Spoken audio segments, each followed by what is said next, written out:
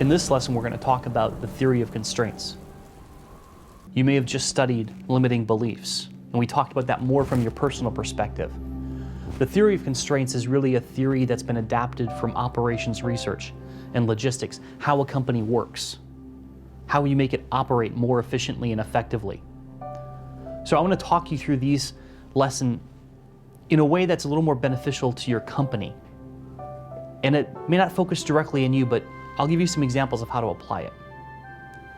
The theory of constraints essentially says that the slowest machine in the factory determines the output of the factory. That output determines the profitability of the factory.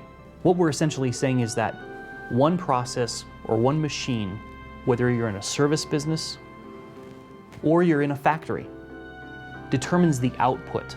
There's some examples. If you go to physics, physics is really a study of constraints.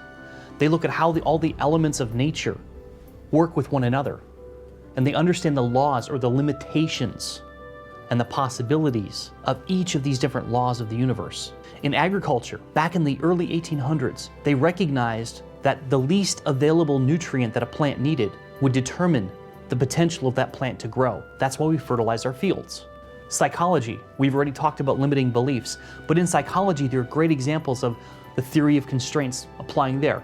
I can only do what I believe possible. The belief system that I have, or the paradigm that I have, controls my output. T. Harv Eker, author of The Millionaire Mind, he talks about it as your money blueprint. He says that whatever your blueprint is set for, if it's $50,000 or $100,000 or $10 million, that is the amount of money you're gonna make because you're wired to make that. Now, the positive thing is that you can change that. Another area that I discovered the theory of constraints is in customer satisfaction. After years and years of research and practical application in organizations, I recognized that there's usually one or two things that really impact customer satisfaction. And they could be very little things, but it's like the straw that breaks the camel's back. It changes the emotional state of the customer, and no matter what you do, you cannot recover as an employee or as a vendor. So it's very important in customer satisfaction that you recognize what the emotional constraints are. And finally, in your relationships with other people, the way you interact with them, there are constraints. I may assume my wife understands what I'm talking about, but if she doesn't understand, if I'm thinking about it myself and suddenly I speak and I'm halfway through my thought when I start speaking, there's a constraint there in my communication.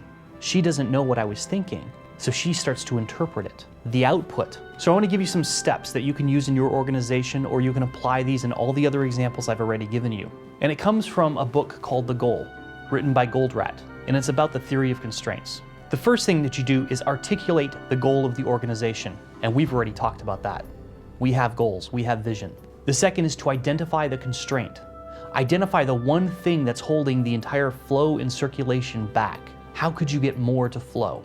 The third is to decide how to exploit the constraint, how to make better use of the time or the resources that are constrained. If it doesn't add value and it's relying on that resource, get rid of the process. The next is to subordinate all other processes to the decision that you made in the prior step.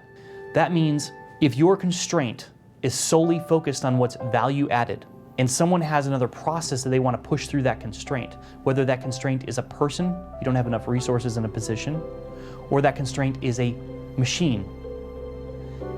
If the new process does not add value, it cannot go through the constraint. Finally, you elevate the constraint. So if you want more flow and you've maximized the resources, you find a way, you outsource, you hire more people in, you build a new machine.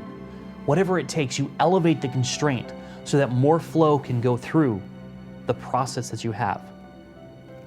Now, these are important steps because after you get to the bottom, after you get to elevating the constraint, and you've eliminated one constraint, you will find that there are other constraints.